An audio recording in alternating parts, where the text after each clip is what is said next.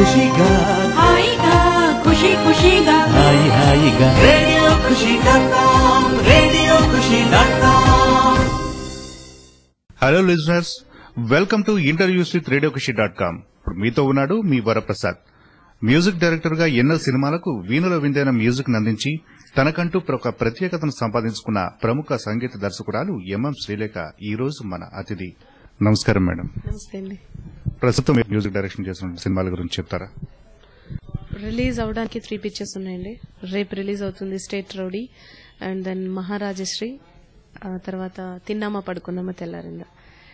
And చేస్తున్న projects వచ్చి మా ఆయన చంటి పిల్లడు శివాజీది, అండ్ రాజవనం రెడ్డి గారిది దొంగ సచినుడు, అండ్ నరేష్ హీరోగా శ్రీనివాస్ రెడ్డి గారి డైరెక్షన్ లో Bommana brothers Chandana sisters, and Mangatayaru tiffin centre, and మళ్ళీ మా గురుగారు దాసరి గారిది Aadi Vishnu. So these are the projects. మొట్టమొదటిసారిగా మీరు మ్యూజిక్ డైరెక్షన్ చేసినటువంటి సినిమా? నాన్నగారు. సో నాన్నగారు ఫిలిం నాకు అప్పుడు నాకు 12 years ఆ సినిమా చేసేటప్పుడు. సో ఫస్ట్ నాలో టాలెంట్ ఉంది, ఈ అమ్మాయి బాగా చేయగలదు అని గుర్తించి దాసనారాయణరావు నాకు ఫస్ట్ ఛాన్స్ ఇవ్వడం జరిగింది. సో ఆయనే గనక నాకు ఆ డేర్ తీసుకుని స్టెప్ వేసి నాకు ఆ ఛాన్స్ ఇవ్వకపోతే ఈ రోజు నేను శ్రీలేఖని ప్రజలకు తెలిసేది కదా ఈ ఫీల్డ్ కి. So then second film Ramanaidu garu producer, Dasari గారు డైరెక్టర్. సో ఇద్దరు 2 పిల్లర్స్ లాంటి వాళ్ళు సినిమా ఫీల్డ్ కి. సో వాళ్ళిద్దరి మధ్యన నేను ఎట్లా పనిచేశానని చెప్పి నాకు ఇప్పుడే ఆశ్చర్యం వేస్తుంటే అప్పుడప్పుడు తలుచుకుంటే. So that's the second film Kondapalli Rattaiah. And Srilekha అంటే ఏంటి, అసలు తన మ్యూజిక్ ఏంటనేది మొత్తం అసలు ఒక పాపులర్ అయింది తాజ్ మహల్ ఫిల్మ్ ద్వారా. ఇప్పటికీ అదొక ఫ్రెష్ గా ఉంటాయి సాంగ్స్ వింటుంటే. అండ్ ఇప్పటికి ఎక్కడికి వెళ్ళినా సరే మంచు కొండలో ఉన్న చంద్రమా సాంగ్ అడుగుతుంటారు. So that's the turning point. మొట్టమొదటిసారిగా మీకు అంటే మ్యూజిక్ డైరెక్షన్ చేయాలన్నటువంటి ఆలోచన మీకు ఎలా కలిగింది, ఎప్పుడు కలిగింది? అంటే మ్యూజిక్ డైరెక్షన్ అంటే ఏంటో, దాని అర్థం ఏంటో, ఆ పదానికి అర్థం ఏంటో తెలుసుకుని నేను చేయలేదండి మ్యూజిక్ డైరెక్షన్ అనేది. ఫస్ట్ నుంచి నా చిన్నప్పటి నుంచి ఏం మ్యూజిక్ డైరెక్షన్ చేయడం అనేది కాదు అసలు. ఇది యాక్సిడెంటల్ గా జరిగింది. ఫస్ట్ నేను సింగర్ అవుదాం అనుకున్నాను. సో అది కుదరపోయేసరికి కీర్వాణ్ అన్నయ్యకి రోజు కార్లు వచ్చాయి తను పికప్ చేసుకోవడానికి అసిస్టెంట్ గా ఉన్నప్పుడు చక్రవర్తి గారి దగ్గర. నాకు కార్ కావాలంటే ఏం చేయాలి, నువ్వు మ్యూజిక్ డైరెక్టర్ అవ్వాలి. So that's only reason I become the car. So కారుతో పంతం అనమాట నాకు. ఆ తర్వాత నాకు ఫస్ట్ దాసరి గారు నా కారు పంపించారు ఇంటికి. 12 సంవత్సరాల వయసులోనే మ్యూజిక్ డైరెక్షన్ స్టార్ట్ చేశారు కదండి. అంటే ఆ టైంలో మీరు ఎట్లా ఫీల్ అయ్యారు? అంటే నేను చిన్నదాన్ని కదా, ఇట్లా చేయగలుగుతానా లేదా, ఇట్లాంటి ఫీలింగ్స్ అని వచ్చాయి? అసలు అంటే నాకు నెగిటివ్ ఫీలింగ్ అనేది ఎప్పుడూ లేదండి. నాకు చిన్నప్పుడే కదా, ఇప్పుడు లేదు, ఏ విషయంలోనే లేదు. ప్రతిదీ నాకు వచ్చినా రాబోయినా దూరిపోతుంటాను, ప్రతి టాపిక్ లోనే దూరిపోతుంటాను. అటువంటి నేచర్ చిన్నప్పటి నుంచి. కొంచెం చొరవ తీసుకుని వెళ్ళిపోవడం, దూసుకెళ్ళిపోవడం, అటువంటి నేచర్ కాబట్టి. సో అంటే మ్యూజిక్ డైరెక్షన్ నేను చేయగలనా లేదా అన్నది లేదండి. ఆ పదానికి అర్థం తెలిస్తే కదా ఫస్ట్ నాకు ఆ ఫీలింగ్ వస్తుంది. నాకు కార్ కావాలంటే ఏం చేయాలి, మ్యూజిక్ డైరెక్షన్ చేయాలి. ఆ ట్యూన్ కట్టడం అనేది మరి గాడ్ గ్రేస్. అది ఎలా వచ్చిందో ఆ ఛానల్ ఓపెన్ అయింది మైండ్ లో. సో ట్యూన్స్ చేయడం, ఆ తర్వాత నువ్వు బాగా చేస్తే, నువ్వు బాగా మంచి ట్యూన్ చేస్తే నీకు ఒక చాక్లెట్ ఇస్తారు. సో ఇది నా లెవెల్ అప్పుడు. తాజ్ మహల్ అప్పుడు కూడా నాకు ఈ సాంగ్ చేస్తే నాకు ఏమి ఇస్తాను, నాకు ఒక మంచి ఐస్ క్రీమ్ కొని పెడతాను, మంచి చాక్లెట్ ఇస్తాను. This my level. Taj Mahal hit అయిన తర్వాత కూడా అది హిట్ అంట, 100 days అంటే ఏం తెలియదు నాకు, నథింగ్ అసలు. నాన్నగారు ఈ సినిమా నెక్స్ట్ ధర్మచక్రం వచ్చింది. నాకు ధర్మచక్రం సినిమా చేస్తే నాకు ఎన్ని డ్రెస్సెస్ వస్తాయి, ఎన్ని చాక్లెట్స్ వస్తాయి. This my. Taj Mahal cinema పేరు వినగానే సంగీత ప్రియులకు ఒక రకమైనటువంటి పరవశం, ఒక పులకింత. అందులో మంచు కొండల్లోని చంద్రమ ఈ సాంగ్ విపరీతమైనటువంటి క్రేజ్ వచ్చిందని ఆ టైంలో. సో ఆ సాంగ్ ని మా శ్రోతల కోసం ఒకసారి వినిపిస్తారా? ఈవెన్ ఆడియన్స్ కే కదండి, నాకు కూడా ఇప్పుడు ఆ సినిమా తలుచుకున్న, ఆ సాంగ్ తలుచుకున్న ఒక రకమైన ఒక మంచి లవ్లీ ఫీలింగ్. సో ఆ సాంగ్ చాలా ఇష్టమైన సాంగ్. మంచు కొండలోన చంద్రమా చందనాలు చల్లిపో, మెచ్చి మేలుకున్న బంధమా అందమంతా అల్లుకో, మొక్క ప్రాయంలో సిగ్గు తీరంలో మధురమీ సంగమం, కొత్త దాహంలో వింత మోహంలో మనదిలే సంబరం. బావ మేడం, తర్వాత ధర్మచక్రం సినిమాలో కూడా అద్భుతమైనటువంటి హిట్స్ ఇచ్చారు. అందులో మీకు నచ్చిన పాట? నాకు నచ్చిన పాట నేనే పాడాను అందులో, నేను బాలు గారు. చెప్పనా చెప్పనా చిన్న మాట చెప్పుకో చెప్పుకో ఉన్న మాట కళ్ళలో మనసుతో ఉన్న మాట కన్నులే మనసుతో చెప్పకే చెప్పుతున్న మాట చెప్పనా హే చిన్న మాట చెప్పుకో చెప్పుకో ఉన్న మాట. ఒక పాట శ్రీలేఖ పాడారంటే ఖచ్చితంగా అది హిట్ అయి తీరుతుందండి. అటువంటి పాటను మీరు సెలెక్ట్ చేసుకుంటారు, దీన్ని ఎట్లాంటి జాగ్రత్తలు తీసుకుంటారు? అంటే నా మ్యూజిక్ డైరెక్షన్ లో వరకు ఐల్ బి నోయింగ్ ఈ సాంగ్ అయితే డెఫినెట్ గా హిట్ అవుతుందని. ప్లస్ అంటే నా సాంగ్ లో ఎటువంటి అంటే 99% ఎటువంటి ఇది లేకుండా మంచి మెలోడీ సాంగ్ నే ఐ ట్రై టు సింగ్ మా దాంట్లో. ప్లస్ ఇంకోటి ఏంటంటే ప్రొడ్యూసర్ డైరెక్టర్స్ అడిగితేనే గానీ నేను పాడను, నా అంతటి నేను ఎప్పుడు ఈ సాంగ్ పాడతానని అనుకోను. లేదంటే శ్రీలేఖ పాడటం వల్ల ఆ పాటకి ఒక మంచి హిట్ అనేది రావడం జరుగుతుంది. అట్లని కాదండి, అంటే అన్ని సాంగ్స్ కి నా వాయిస్ సూట్ అవ్వదు. బట్ కొన్ని సాంగ్స్ కి నా వాయిస్ పడడం వల్ల ఒకలాంటి చాలా మంది అంటుంటారు మీ వాయిస్ లో ఒక తెలియని ఫీలింగ్ ఉంటదండి, తెలియని మత్తు ఉంటది అంటారు. ఐ డోంట్ నో వై నా సాంగ్ లో అంటే నాకు ఎక్కువ పెప్పి కైండ్ ఆఫ్ సాంగ్స్ పాడడం నాకు ఇష్టం. బట్ నా వాయిస్ వచ్చి మెలోడీ సాంగ్స్ కి సూట్ అవుతుంటది. బయట జనరల్ గా వేరే మ్యూజిక్ డైరెక్టర్స్ అందరికి పాడాను. కిర్వాణ్ అన్నయ్యకి పాడింది చాలా హిట్ సాంగ్ అది, ఏం హాయి గుందిరా బొంబాయి. అలాగే వందే మాత్రం శ్రీనివాస్ గారికి రామ సక్కని తల్లి రాములమ్మో రాము. నా అదృష్టం కొద్ది బయట మంచి మంచి సాంగ్స్ పడి. అలాగే రీసెంట్ గా చందమామలో కంది పువ్వల్లే ఎవరు నా వాయిస్ అంటే నమ్మరు అది. సో ఇట్స్ మై లక్ అంతే. ఒక మంచి సాంగ్ కంపోజ్ చేయాలంటే ఎన్ని రోజులు పడుతుంది, ఎటువంటి జాగ్రత్తలు తీసుకుంటారు? అందులో జాగ్రత్తలు ఏం లేవండి, ఇదేమన్నా హెల్త్ కాదుగా జాగ్రత్తలు తీసుకోవడానికి. అన్ని రకాల ప్రేక్షకుల్ని అలరించేటట్టుగా ఉండాలి కదా, కెరీర్ నిలబెట్టుకోవడానికి జాగ్రత్తలు తీసుకోవాలండి. చాలా లాట్ ఆఫ్ అంటే మ్యూజిక్ చేయడం ఒక ఎత్తు అయితే దాని వెనకాల ఇంకా చాలా ఉంటాయండి. అంటే like your appearance and your behaviour and your obedience, everything, ప్రతిదీ మీకు అన్ని కలిస్తేనే మీకు ఇన్నాళ్ళు మీరు నిలబడగలరు. Not only talent, so talent కూడా కావాలి. అండ్ సాంగ్ ఒక మంచి సాంగ్ అని కాదండి, మంచి సాంగ్ అన్ని మంచి సాంగ్లే మేము చేసేది. ఇప్పుడు ఎవరి బిడ్డ వాళ్ళకి అందరి బిడ్డలు మంచి వాళ్ళ కింద ఉంటారు. సో అలాగా నా సాంగ్ ప్రతి సాంగ్ మంచి సాంగే. బట్ నేను ఎక్కువ టైం తీసుకోవడం అనేది ఉండదండి. నా మైండ్ ఫ్రెష్ గా ఉండి నేను చాలా హ్యాపీగా ఉన్నానంటే it will come immediately. Otherwise A situation కూడా నేను ఎక్కువ కష్టపడలేదు, ఏ డైరెక్టర్ తోటి కూడా నాకు ప్రాబ్లం రాలేదు. చాలా తక్కువ టైంలో చేసినటువంటి పాట ఏదైనా ఉందండి? చాలా తక్కువ టైంలో ఉండే పద్మావతి సాంగ్ అదిరిందయ్య చంద్రంలో. ఇట్లాగే క్యాజువల్ గా కూర్చున్నప్పుడు వీఆర్ ఆల్ లైక్ ఫ్రెండ్స్ అండి. మన శ్రీనివాస్ రెడ్డి గారు, శివాజీ, భాస్కర్ భట్లు గారు, వీఆర్ ఆల్ ఒక team and just cool going. Direct గా సిచ్యువేషన్ చెప్పేసి వదిలేస్తారు ఒక 5-6 రోజులు కంపోజింగ్. ఇప్పుడు ఏదైనా ఒక చోట రూమ్ తీసుకున్నాం, ఆ రోజులు కూర్చోవాలి, అలా ఉండదు మాకు అసలు. యాక్చువల్ గా తీసుకుంటే భాస్కర్ భట్లు గారు జస్ట్ క్యాజువల్ గా పద్మావతి గుర్తొస్తున్నావా, తెగ గుర్తొస్తున్నాయి, ఎలా ఉంటుంది బాగుండండి ఒకసారి ట్యూన్ అంటే ఇలాగే కూర్చుని అనేసాను. అట్లా అనేస్తే అది అసలు అనుకోలేదండి అంత పెద్ద హిట్ అవుద్దని. తర్వాత ఇమీడియట్ గా డైరెక్టర్ గారికి ఫోన్ చేసామంటే ఇలా మేము ట్యూన్ అనుకున్నాం అంటే సూపర్ బండి ఇంకేముంది అసలు సంగీతం మీద పెడదాం మామూలుగా ఎరగదీద్దాం అంటే ఆయన పిక్చరేషన్ కూడా ఎరగదీశారు. దాన్ని ఆడియన్స్ లో కూర్చొని చూసినప్పుడు ఏం జంప్ చేస్తున్నారంటే ఆడియన్స్, సూపర్ అసలు మంచి రెస్పాన్స్. అంటే అనుకోకుండా ఒక్కోసారి యాక్సిడెంట్ గా అలాగా కుదురుతుంటాయి సాంగ్స్. ఇప్పుడు చాలా ఛానల్స్ మ్యూజిక్ కి చాలా ఇంపార్టెన్స్ ఇస్తూ రకరకాల ప్రోగ్రామ్స్ చేస్తున్నారు కదండి, వాటిపై మీ అభిప్రాయం? అంటే నాకు తెలిసి ఇప్పుడు నేను చేశానండి సాయి సింగర్స్ ఛాలెంజ్ అండ్ జోడీ నెంబర్ 1 అని చెప్పి టీవీలో కంటిన్యూస్ గా చేశాను. అది తర్వాత పాడాలనుంది. సో ఇలాంటి ప్రోగ్రామ్స్ వల్ల తర్వాత మొన్న జీలో కూడా మంచి క్లిక్ అయింది కోటిగా చేసిన ప్రోగ్రామ్. సో దానివల్ల డెఫినెట్ గా మంచి సింగర్స్ వస్తున్నారండి బయటికి. దానివల్లే గీతా మాధురి అని ఒక సింగర్ తెలిసింది, తర్వాత ఇంకొక అమ్మాయి నాకు సాయితి. సో ఇట్లాగా చాలా మంది సింగర్స్ రావడానికి, కొత్త టాలెంట్స్ రావడానికి అవకాశాలు ఉన్నాయి. బట్ ఇంకా చాలా ప్రోగ్రామ్స్ చేస్తున్నారు, మిమిక్రీ అని లేకపోతే కామెడీ షో అని. దానివల్ల మరి ఏం ఉపయోగం ఉందో నాకు తెలియదు కానీ బట్ ఈ సింగర్స్ ప్రోగ్రామ్ అనే దానివల్ల డెఫినెట్ గా అది ఛానల్స్ చాలా మంచి పని చేస్తాయి. ప్లస్ అంటే నేను సోనీలో గానీ జీ సరిగమా చూస్తుంటాను. ఇట్స్ వండర్ఫుల్ అనమాట, అమేజింగ్. ఆ సింగర్స్ గానీ లేకపోతే ఆ క్వాలిటీ గానీ అది ఇంకా మన దాంట్లో ఇంప్రూవ్ అయితే బాగుంటది అని నా ఫీలింగ్. అంటే ఆ క్వాలిటీ వాళ్ళు చేసే ఏమంటారు టెక్నాలజీ పరంగా గానీ, సౌండింగ్ పరంగా గానీ, అప్రోచ్ పరంగా గానీ. సో ఇప్పుడు చాలా వరకు సినిమాలు అంటే సంగీతం ఓన్లీ పాటలకే కాకుండా అండ్ సినిమా మొత్తం కూడా చేయాల్సి ఉంటుంది కదండి. అటువంటిప్పుడు ఏమైనా ఇబ్బందులు ఏమైనా ఎదుర్కోవాల్సిన పరిస్థితులు ఏమైనా ఉంటాయా?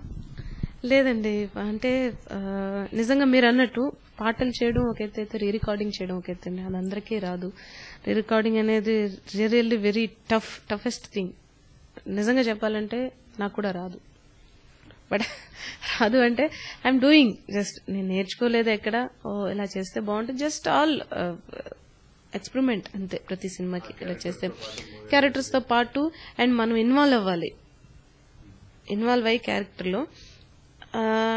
అంటే రీ రికార్డింగ్ కంటే కూడా మనం ఏ ప్లేస్మెంట్ లో ఇస్తున్నాం అనేది చాలా ఇంపార్టెంట్. ప్లేస్మెంట్ అనేది ఆ కరెక్ట్ ఆ ప్లేస్మెంట్ లో ఇచ్చినప్పుడు కరెక్ట్ గా ఆడియన్కి వెళ్ళి అది క్యాచ్ అవుతుంది. సో అలాగా తాజ్ మహల్ లో అమ్మాయి శ్రీకాంత్ మోనికా బేడి కనపడినప్పుడల్లా దట్ ఇండికేట్స్ లవ్, అంతే, దట్స్ ఆల్. ఇంక మీరు దాన్ని ఏం చేయక్కర్లేదు వెనకాల, దట్ సింపుల్ అంతే. సో అప్పటి నుంచి తెలుసుకున్నాను ఇది మనకి సూత్రం అని చెప్పి. సో అప్పటి నుంచి నాయుడు గారు 13 సినిమాలు చేశాను. ఆయన 13 సినిమాల్లోనే నా హమ్మింగ్ ఉండి తీరాలి. ఆయన వేరే వాళ్ళతో మ్యూజిక్ చేయించుకున్నా గానీ నేను మాత్రం వెళ్ళి హమ్మింగ్ పడదు. దట్స్ సెంటిమెంట్ కింద అయిపోయింది. అండ్ నా ప్రతి సినిమా తీసుకున్నాక నా హమ్మింగ్ ఉంటుంది. హమ్మింగ్ ఉంది అంటే శ్రీలేఖ సినిమా అని చెప్పొచ్చు. That's one mark for me.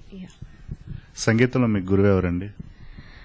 నా గురువు అంటే నా inspiration, my best music director is Ilaiyaraaja గారు. ఆయన ఇన్స్పిరేషన్ నాకు. బట్ ప్రాక్టికల్ గా గురువు అంటే ఎవరు లేరండి, ఎవరి దగ్గర నేర్చుకోలేదు నేను. అండ్ కీరవాణి గారు వాళ్ళ ఫాదర్ నాకు హార్మోనియం అది చిన్న సరిగమలు అది ఫండమెంటల్ నేర్పారు. బయట ఎక్కడ నేర్చుకోలేదు, ఎందుకంటే నా మెంటాలిటీకి ఎవరు నేర్పలేరు. కీరవాణి గారితో మీ అనుబంధాన్ని తెలుపుతారా? అన్నయ్య అంటే ఫస్ట్ ఆఫ్ ఆల్ చాలా భయం అండి నాకు, చాలా చాలా భయం. నాకే కాదు ఎవరికైనా సరే భయం. హీజ్ కరెక్ట్ గా చెప్పాలంటే హీజ్ అ డిక్షనరీ. ఎవరికి అర్థం కాడు, అర్థం చేసుకుంటే చాలా అర్థం అవుతాడు తనలో ఉన్న ఇది. And his very very genius, very very talent. అంటే ఒక బంగారు కోడిపెట్టు కాడి నుంచి ఒక అన్నమయ్య వరకు చేయగల కెపాసిటీ తనదే డెఫినెట్ గా. ఏ రకమైన చేయగలడు, ఎలాంటిదైనా ట్యాకిల్ చేయగలడు, ఎలాంటి డైరెక్టర్ అయినా ట్యాకిల్ చేయగలడు. సో అలాంటి తనకి సిస్టర్ గా పుట్టడం అనేది feeling very happy. And field పరంగా అయితే తను ఎప్పుడు నాకు అంటే తన వల్ల నేను ఎప్పుడు రాలే ఫీల్డ్ లోకి. అండ్ తన సిస్టర్ గా ఎప్పుడు ఎంఎం శ్రీలేఖ కీరవాణి గారి సిస్టరు అని చెప్పుకోవడానికి కూడా నేను ఎప్పుడు ఇష్టపడ్డాను, ఎందుకంటే నా ఇండివిజువాలిటీ నాది.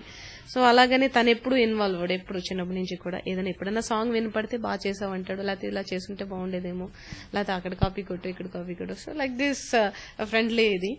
అండ్ ఎప్పుడన్నా తన ఇంట్లో అప్పుడు ఉన్నప్పుడు ఫ్యామిలీగా కలిసి ఉన్నప్పుడు తన బీరువాలో చాలా క్యాసెట్స్ ఉండేవి, చాలా ఏంటేంటో. తను ఎక్కువ ఎలక్ట్రానిక్స్ ఎక్కువ కొంటుంటాడు. ఆయన్ని చూడడానికి మాకు క్యూరియాసిటీ అనమాట, ఎప్పుడు బీరువా తెరుస్తాడా ఎప్పుడు చూద్దామని, గజరేసేవాడు పక్కకి వెళ్తుంటే. సో తన సైడ్ నుంచి కూడా చాలా ఎంకరేజ్మెంట్ ఇచ్చాడు. తన సినిమాల్లో చాలా పాడాను, పెళ్లి సందడి, చాలా సినిమాలు. ప్రస్తుతం మీరు చేస్తున్నటువంటి సినిమాలన్నీ కూడా దాదాపు కొత్త దర్శకులతోనే ఆల్మోస్ట్ చేస్తున్నారు కదండి.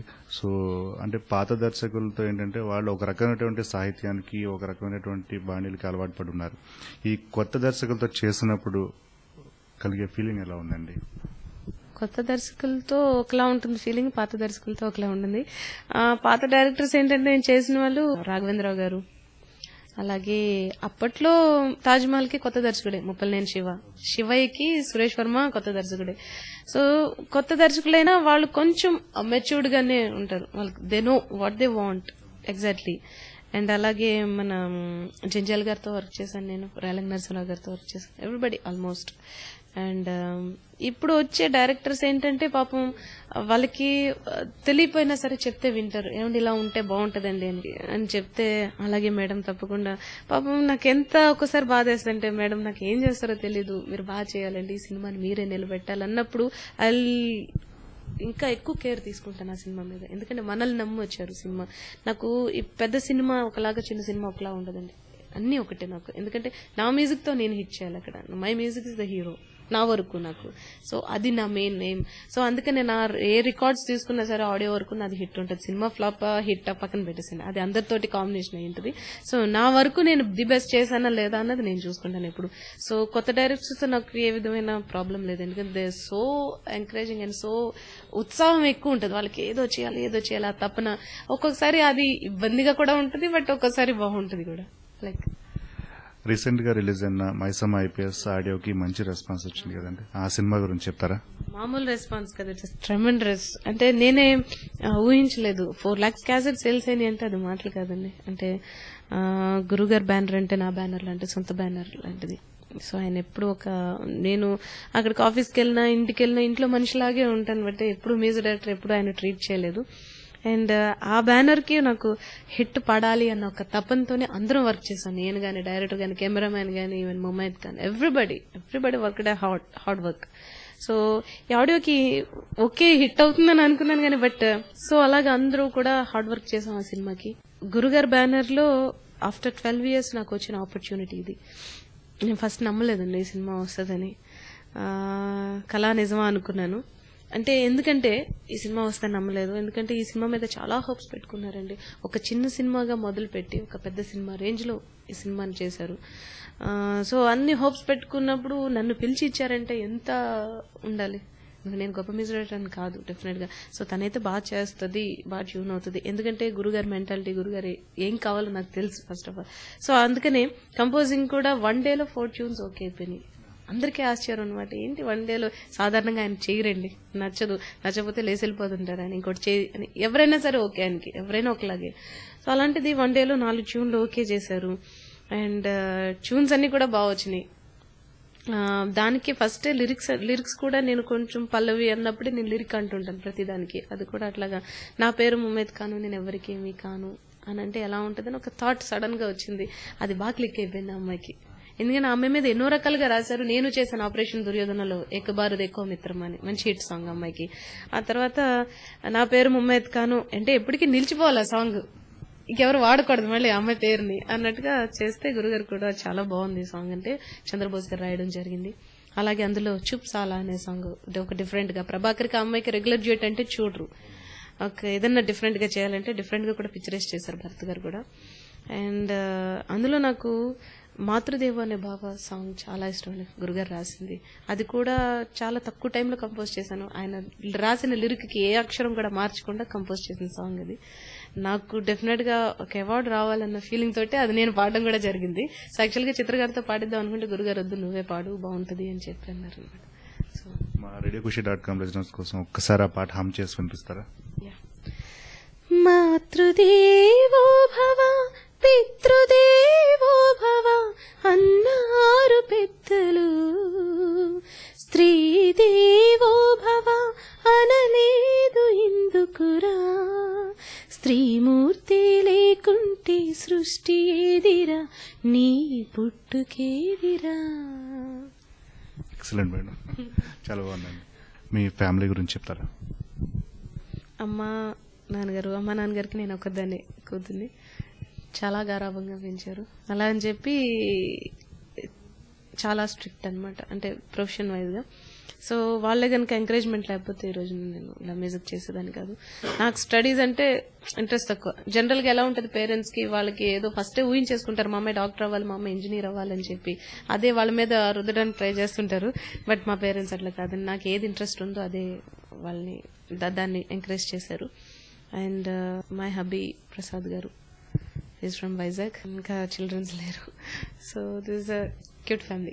సినిమాలు, మ్యూజిక్ సిట్టింగ్స్ తో, రికార్డింగ్స్ తో వాటితో బిజీగా ఉండే మీరు పర్సనల్ లైఫ్ గడపడానికి ఎటువంటి, అంటే ఎట్లా ప్లాన్ చేసుకుంటారండి? అది ప్లానింగ్ అంటూ ఏం లేదండి. ఎక్కువ నేను ప్రొఫెషనల్ లైఫ్ లోనే గడపడానికి ఇష్టపడుతుంటాను ఎక్కువ.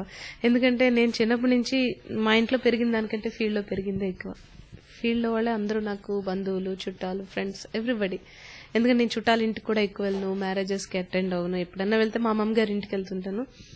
బట్ ఎక్కడున్నా సరే రోజుకి ఏదైనా ఒక పూట పని లేకపోతే మెంటల్ వచ్చేస్తుంది నాకు. అసలు ఒక గంట లేకపోతే ఎవరికొకరు ఏదో డైరెక్టర్కి లేకపోతే మా మ్యూజిషియన్స్ కి ఎవరికొకరు చేసి మాట్లాడుతుంటాను. సో అటాచ్మెంట్ అలా ఎక్కువైపోయింది. బట్ ఫ్యామిలీకి ఇచ్చే ఇంపార్టెన్స్, ఫ్యామిలీకి ఇచ్చే టైం అది ఇస్తుంటాను. But they will also understand, అది ఎలా చేయలేదేంటి, రాలేదేంటి, చేయలేదేంటి, అది ఏం ఉండదు. But I'm very happy. ఇప్పటివరకు డైరెక్షన్ చేసిన సినిమాల్లోని పాటలతో పోల్చుకుని, అంటే మీరు ఫలానా పాట నేను పాడుంటే బాగుండు అన్న సందర్భాలు ఏమైనా ఉన్నాయండి ఈ డైరెక్షన్? నా డైరెక్షన్లోనా, అదిరిందయ్య చంద్రంలో యాక్చువల్గా నన్నే పాడమన్నారు శ్రీనివాస్ రెడ్డి గారు, కళ్ళకున్న కాటుక చూడు. నాకేమో ఎందుకో కౌసల్య పాడితే బాగుంటది అని అనిపించింది. కౌసల్య గారు పాడిన తర్వాత కూడా ఒకసారి ఏమైపోయిందంటే, జనరల్ గా వాయిస్ మిక్సింగ్స్ తర్వాత చేస్తుంటాం, షూటింగ్ ఇచ్చేస్తుంటాం సాంగ్స్, నేను ఫస్ట్ పాడేస్తుంటాను, వాళ్ళు షూటింగ్ అర్జెంట్ కదా అని. అది విని విని విని విని ఇంకెవరు ఎంత అద్భుతమైన సింగర్ వచ్చి పాడినా సరే ఎక్కదనమాట. సో అదొక ప్రాబ్లం ఉంది. అందుకని డైరెక్టర్ గారు నువ్వు పాడదమ్మా, నువ్వు పాడితే ఏది పాడినా బాగానే ఉంది అంటారు. ట్యూన్ చేసేటప్పుడు కూడా అంతే, నా వాయిస్ లో ఏది వచ్చినా సరే అది మంచి ట్యూన్ కింద ఉంటుంది. సో అట్లాగా అది ఎంత పెద్ద హిట్ అయిన తర్వాత అయ్యో నేను పాడుతుంటే బాగుండదేమో ఆ సాంగ్ అని, ఎందుకంటే స్టేజ్ షోస్కి వెళ్తుంటాను నేను, అందరూ నన్ను అడుగుతుంటారు ఆ సాంగ్ పాడమని. So it's very very beautiful song అండి అది, కళ్ళకున్న కాటుక. ఒకసారి మా శ్రోతల కోసం పాడతారా? ఓకే, ఈ రకంగానే పాడే అవకాశం దొరికింది. Thank you. కళ్ళకున్న కాటుక చూడు, కట్టుకున్న చీరని చూడు, అస్తమాను నన్నే చూడయ్యో, నా బంగారు కొండ అంత దూరం ఉంటే ఎట్టయ్యో, చెవులకున్న దుద్దులు చూసా, ముక్కుకున్న ముక్కెర చూసా, చూడమన్నవన్నీ చూసానే, నా పువ్వుల దండ చూపకుండా ఎన్నో దాచావే, జారుతున్న కుంకుని చూడు, ఆపుతున్న సిగ్గుని చూడు, గుండెలోని తొందర చూడు, చూడు చూడు చూడయ్యా. అద్భుతంగా ఉంది మేడం. సాహిత్యపరంగా ఎటువంటి, అంటే మ్యూజిక్ చేసేటప్పుడు ఈ రైటర్స్ తో కూడా మీ సెట్టింగ్స్ ఉంటాయండి? డెఫినెట్ గానండి. రైటర్, ఒక లిరిక్ రైటర్, మ్యూజిక్ డైరెక్టర్ అనే నిజంగా చెప్పాలంటే ఒక husband wives, director and cameraman husband wives లాగా. సో వాళ్ళిద్దరికి ఒక కోఆర్డినేషన్ ఉంటేనే గానీ మంచి ప్రోడక్ట్ రాదండి. ఎందుకంటే లిరిక్ వైజ్ గా లిరిక్ ఉండి, ట్యూన్ వైజ్ గా ట్యూన్ ఉంటే ఇలా ఎడమొఖం పెడమొఖంలా ఉంటుంది, సింక్ అవుతుంది అసలు ఏ మాత్రం కూడా. దట్టు నేనేంటంటే లిరిక్ కి చాలా ఇంపార్టెన్స్ ఇస్తానండి నా మిక్సింగ్ లో గానీ. చూడండి, వాయిస్ ఎక్కువ ప్రామినెంట్ గా వినపడుతుంటుంది, మ్యూజిక్ తక్కువ ఉంటుంది. ఎందుకంటే వాళ్ళు రాసేటప్పుడు పడే కష్టం నాకు తెలుసు. ట్యూన్ అంటారా మీకు, స్వరాలు ఎలాగన్నా తీసుకోవచ్చు, ఎలా అన్నా జంప్ చేయొచ్చు. పాపం వాళ్ళకి లిమిటెడ్ వర్డింగ్స్. సో దాంట్లో వాళ్ళు ఎంతో కష్టపడి ఆ సిచ్యువేషన్ తగ్గ పదంగా కొత్త పదాలు, కొత్త కొత్త కాయినింగ్ చేసి రాస్తుంటారు. సో అది వినపడకపోతే వేస్ట్. అండ్ ట్యూన్ కొంచెం నేను వాళ్ళకి లిరిక్ తగ్గట్టుగా నేను కాంప్రమైజ్ అవుతుంటాను. ఎందుకంటే కొన్ని పదాలు అంతే అలాగే ఉంటాయి, అలాగే సౌండ్ అవుతాయి, ఆ సిచ్యువేషన్కి అదే నప్పుతుంది. సో మనం మార్చుకోవాలి. సో ఫస్ట్ నేను ఎక్కువ భాస్కర్ భట్ల గారి కాంబినేషన్లో అయితే ఎక్కువ ఫస్ట్ ఆయన రాసిన తర్వాతే నేను ట్యూన్ చేస్తుంటాను. ఈ కళ్ళకున్న కాటుకు కూడా తన్న ఏమంటే బాగుంటుందండి, కళ్ళకున్న కాటుక చూడు ఇలాగా. తర్వాత ఏమంటారు మీరును, అస్తమాను నన్నే చూడయ్యో నా బంగారు కొండ, ఎలా అండి దీనికి ట్యూన్ ఎలా వస్తుంది? సో అలా అనుకోవడం, ఫస్ట్ నేను ఒకటంటే దాని ఇంకోటి అంటాం. సో అలాగా ఒక కాంబినేషన్ అంతే. సో ఏది ముందర వచ్చిందంటే చెప్పలేం.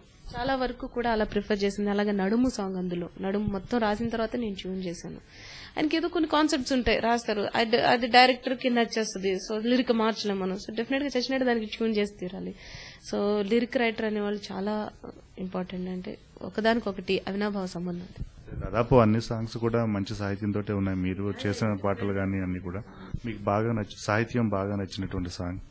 నా మ్యూజిక్ డైరెక్షన్ ధీర సమీరేమనా తీరే వెటర్ గారు రాసింది. అప్పుడు కూడా అంతే, ట్యూన్ రాకపోతే ఆయన వచ్చి కూర్చుని ధీర సమీర ఏమన్నా తీరే వసతి వనే వనమాలి దీనికి ట్యూన్ కట్టమా అన్నారు. డ్యూయట్ అని చెప్తే, ఈయనేంటి డ్యూయట్ అని చెప్తే ధీర సమీరే అని వేస్తున్నారు, ఏదో కృతిలాగా ఉంది సార్, దీనికి ఏమొస్తుంది సార్ ట్యూన్ అన్నాను.